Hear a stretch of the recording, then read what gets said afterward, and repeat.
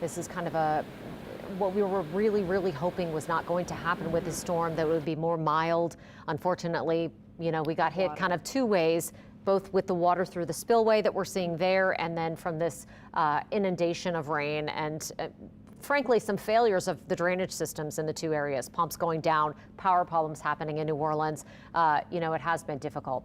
Jefferson Parish, again, we just spoke with Parish President Cynthia Lee Shang. She said, she doesn't necessarily have ears on every part because there are a number of municipalities in Jefferson Parish. One of the biggest is the city of Kenner. And the police chief in Kenner, Kenner Police Chief Keith Conley, is joining us by phone tonight to give us an update on what happened there. Chief Conley, do we have you? Yes, ma'am. How are you tonight? Great. We're doing okay. We're hanging in there. Thanks for asking. We wanted to find out what's going on in Kenner. We heard from Scott Walker earlier tonight that there were some homes that had trees through them and that there may have been some people rescued from some homes. What's the status in Kenner? Well, I can tell you we're still doing our early assessments, but Kenner got slammed. Kenner got over 10 inches of water. Francine stayed over us for a long period of time, just dumping water on us. We have had flooding from the lake to the river. Currently, we're doing rescue operations where we're getting calls of people that have water in their homes and they're scared, so we're trying to get to them. We're assisting our local our partners in transporting critical care patients from locations to hospitals.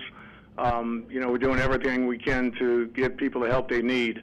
So that is the situation in Kenner. I'm about to go back out and do some more assessments, but we did get a lot of rising water, especially after the storm. And I know that there's going to be widespread reports of water intrusion into people's homes, vehicles. We have vehicles stalled and stranded throughout the city. So we're going to have a massive cleanup in order here in Kenner. Chief, do you have any indication of how many homes have water in them and how much water has made its way into people's homes? Our reports are just ankle deep, shin deep, things of that nature, just enough to, to cause the water damage that they're going to have to deal with. But no, I do not have numbers. I just have pretty much a windshield survey. But it's going to be pretty widespread. 2 inches or 3 feet, once you get that water in there, doesn't matter it almost doesn't matter. Yeah. Any idea about, you mentioned that you were doing some rescues. Are we talking a lot of rescues, like 2 or 3, handful? To this moment, we have 25 rescues that we're working on.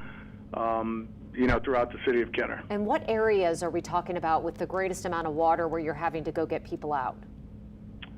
It is all throughout Kenner, from the north all the way to the south. Wow. How much floodwater, is it extremely deep? I mean, can people walk in it, I guess is the question? In some areas, when my officers got out, because they had to walk to some of these rescues, just to check on the residents when vehicles couldn't get down the street, they were up to their waist in water. So in some areas they were up to their shins and their knees, and it would progressively get worse to their waist. And we find it's close to where the drainage canals run.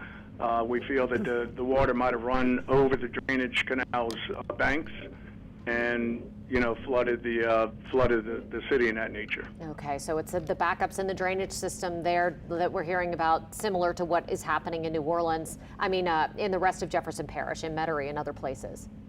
Yeah, I don't know what's going on outside of Kenner, but that would be consistent with that information. Anybody injured? Anybody hurt? I don't have any reports of any injuries, but we're still assessing that.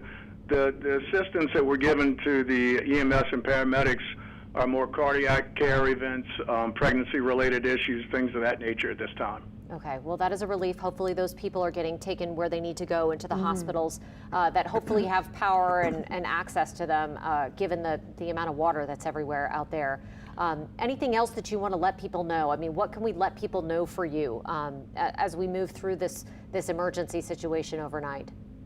I'll let people know just to be patient, that all your first responders, police, fire, EMS, they're out in the field doing the best they can. Overwhelmed. I know that we're handling any calls that we get, the best we can. We're getting to the ones that, certainly where human life, is in danger.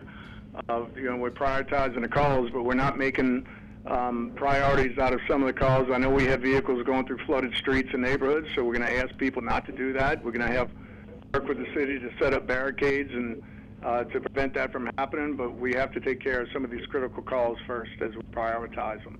So if people can just stay patient, we're here. We have over 150 people that have been called out into full activation, and we're working around the clock to take care of our citizens here in Kenner. Yeah, there is no greater priority than human life, so that is good to hear that is top of mind. Chief Conley, thank you so much for being with us tonight. Thank you. We appreciate that update, and we'll check back in with you as this emergency continues to unfold.